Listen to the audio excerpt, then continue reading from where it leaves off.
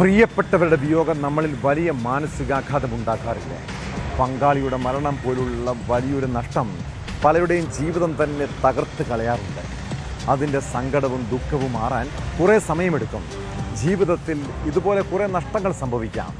എന്നാൽ അവിടെ അവസാനിപ്പിക്കേണ്ടതാണോ നമ്മുടെ ജീവിതം? ചില ബന്ധങ്ങൾ അങ്ങനെയാണ്. വിട്ടുപിരിയുമ്പോൾ വലിയ വേദനയുണ്ടാകും. കാസർഗോഡ് സ്വദേശിനിയായ അനുശ്രീയും കണ്ണൂരിലെ അമലും തമ്മിൽ ഒന്നിച്ച് ജീവിക്കാൻ തീരുമാനിച്ചതാണ്. വിവാഹം വരെ ഉറപ്പിച്ചതാണ്. പിന്നീട് എന്തായിരിക്കും അവരുടെ ബന്ധത്തിൽ സംഭവിച്ചത്?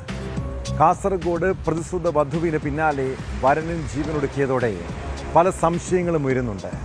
ബാങ്ക് ഉദ്യോഗസ്ഥരായിരുന്ന ഇരുവരുടെയും വിവാഹം ഡിസംബർ 26 നിശ്ചയിച്ചിരുന്നു. എന്നാൽ ആത്മഹത്യയുടെ കാരണം ഇപ്പോഴും വ്യക്തമായിട്ടില്ല.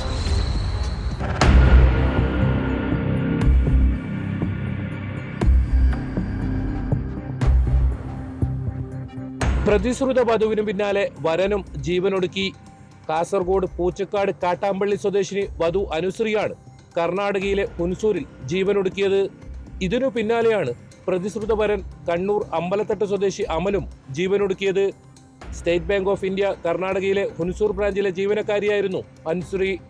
കർണാടകയിൽ താമസ സ്ഥലത്ത് തൂങ്ങി മരിച്ച നിലയിൽ കണ്ടെത്തുകയായിരുന്നു. ഇതിനു പിന്നാലെയാണ് പ്രതിശ്രുത വരൻ കണ്ണൂർ അമ്പലത്തട്ട സ്വദേശി അമലും ജീവനൊടുക്കിയത്. അമൽ എറണാകുളത്തെ ബാങ്കിലെ ജീവനക്കാരനാണ്. രാവിലെ 9 മണിയോടെയാണ് നഗരത്തിലെ ലോഡ്ജിൽ ജീവനൊടുക്കിയ നിലയിൽ കണ്ടെത്തിയത്. അമലിനെ വീഡിയോ കോൾ വിളിച്ചായിരുന്നു അനുശ്രീ ജീവനൊടുക്കിയത്.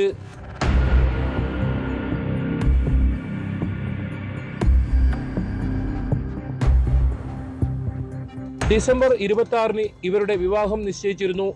പൂച്ചക്കാട് കിഴക്കേക്കരയിലെ കെ ചന്ദ്രന്റെയും റീനയുടെയും മകളാണ് അനുശ്രീ. മൃതദേഹം പോസ്റ്റ്മോർട്ടത്തിന് ശേഷം ബന്ധുക്കൾക്ക് കൈമാറും. ജീവനൊടുക്കുന്നതിലേക്കുള്ള കാരണങ്ങൾ വ്യക്തമായിട്ടില്ല. ഇരു സംഭവങ്ങളിലും പോലീസ് അസ്വാഭാവിക മരണത്തിന് കേസെടുത്ത് അന്വേഷണം ആരംഭിച്ചു.